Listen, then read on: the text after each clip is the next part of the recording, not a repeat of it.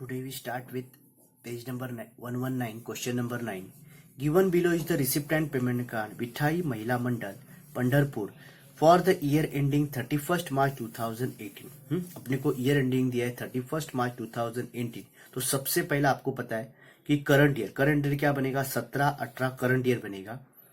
Okay, previous year 16-17 and next year 18-19. ऐसा ये अपना ईयर है. अभी रिसिप्ट साइड में आपको पता है कौन सी दो चीजें, मुझे एक इनकम मिलेगा और second one liability. Payment side में क्या मिलता है असेट्स एंड एक्सपेंडिचर. क्लियर. अभी ट्रांसपरेशन करके लेते पहला. बैलेंस ब्रॉड डाउन किधर जाएगा, opening balance sheet asset side में जाएगा. Entrance fees income, subscription income, miscellaneous receipt income, payment. Okay, payment side stationery expenses, repairs and furniture expenses, rent expenses, salary expenses, miscellaneous expenses. Balance carried down, closing balance sheet asset side. Carried down, closing balance sheet asset side. Opening balance sheet asset side. Clear? Okay, adjustment देखो. Capital fund already दिया है और opening balance sheet बनाने का जरूरत नहीं, मगर हम लोग अपने एडजस्टमेंट ट्रांसफर करने के लिए बना के रखेंगे. आउटस्टैंडिंग सब्सक्रिप्शन के ऊपर टिक.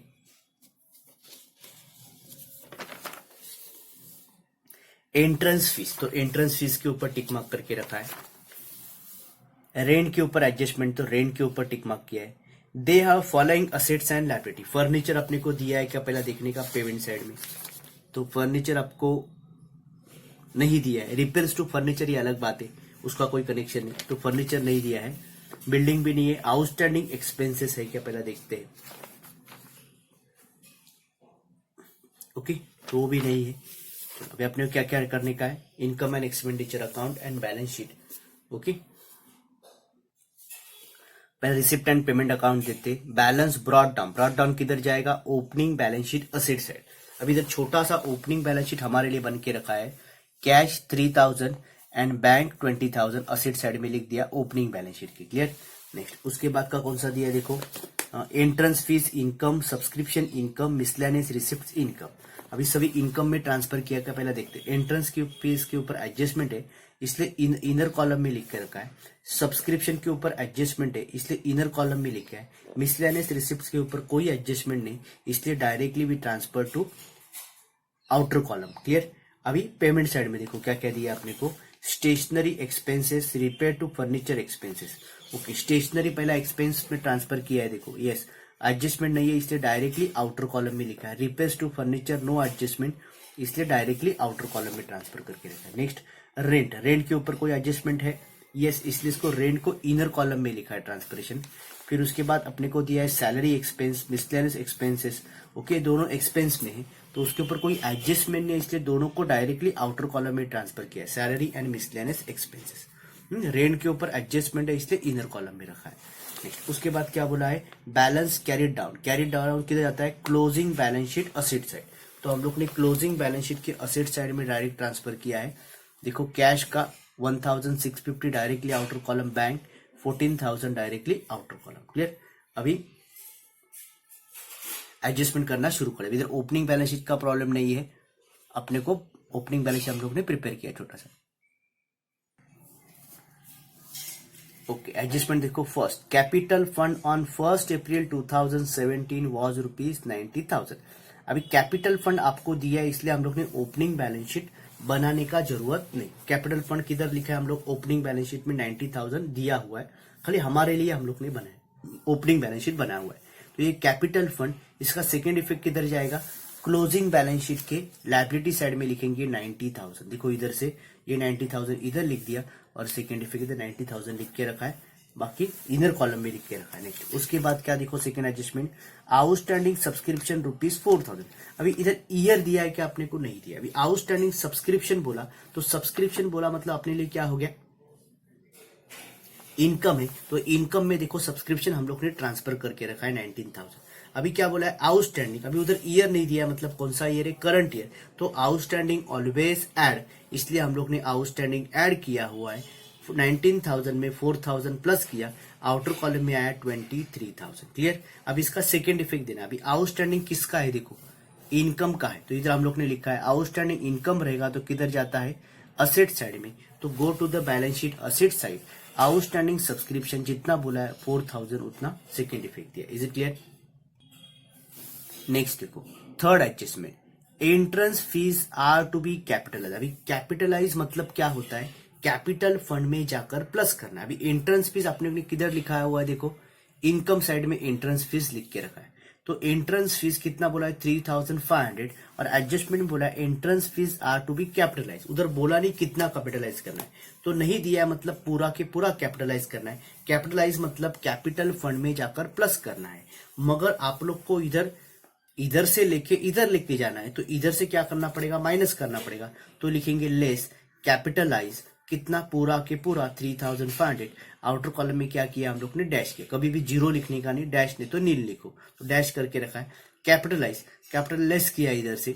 अभी इसको उठा के लेके जाने का लायबिलिटी साइड में, तो लायबिलिटी साइड में कैपिटल फंड 90,000 दिया है, प्लस इधर जाके प्लस करने का एंट्रेंस फीस कितना बोला है 3000। ये जो अमाउंट है इसको लेके जाने का, इधर जाकर प्लस कर देने का, इनर कॉलम में लिख के रख देने का 19,3500। क्लियर? क्योंकि अभी उसमें सरप्लस डेफिसिट प्लस माइनस करना है। क्लियर? इसके बाद का एडजस्टमेंट देखो,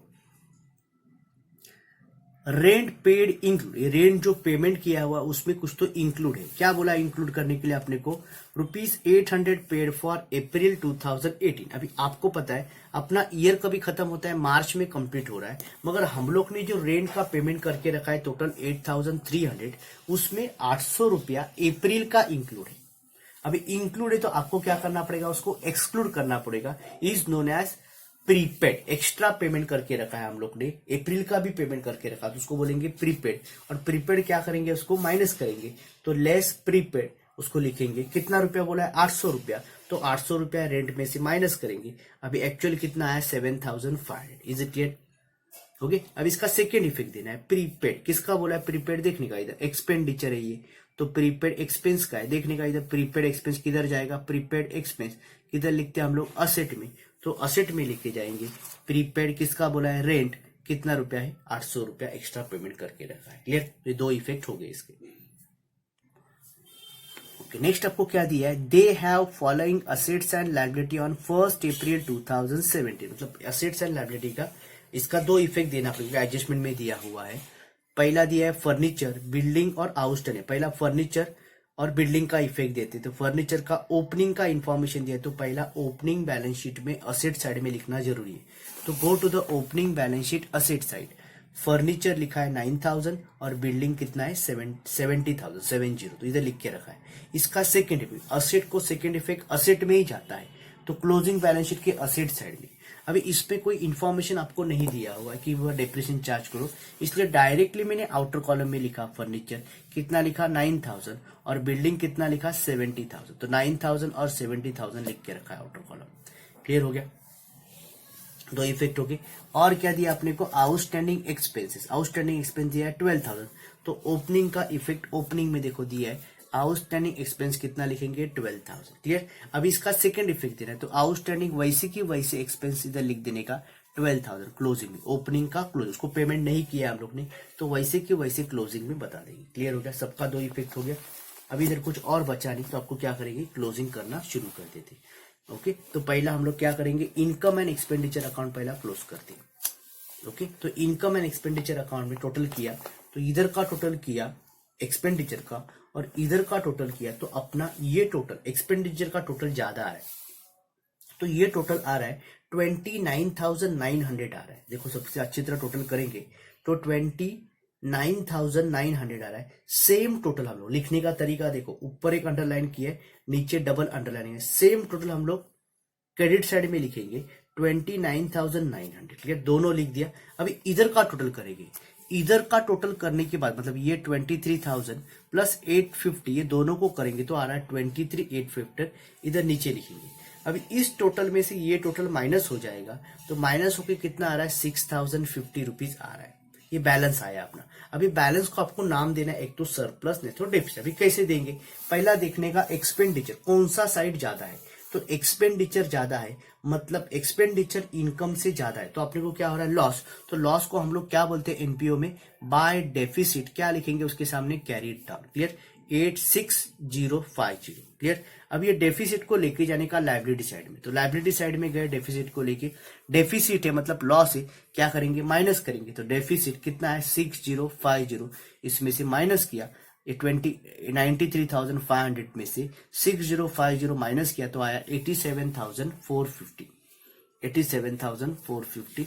अभी इधर का, अभी उसके पहला ओपनिंग बैलेंस शीट आपको क्लोज करके आप लोग ने बनाया, तो वैसे बनाने का जरूरत नहीं था, हम लोग ने बनाया। इसका टोटल आया 1,02,000, इधर का टोटल आया 1,02,000। अभी आपको पता है हम लोग ने ऑलरेडी प्रॉब्लम्स किए हुए, अभी इधर कैपिटल फंड नहीं दिया तो कैसे फाइंड आउट करते थे, असेट साइड का टोटल करते थे, उसमें से एक्सपेंडिचर का टोटल माइनस करने के बाद ऑटोमेटिकली आपको कैपिटल फंड मिलता था 90,000। क्लियर। तो इधर अभी टोटलिंग कंप्लीट करके रखा है क्योंकि हम लोग ने हमारे लिए बनाया था।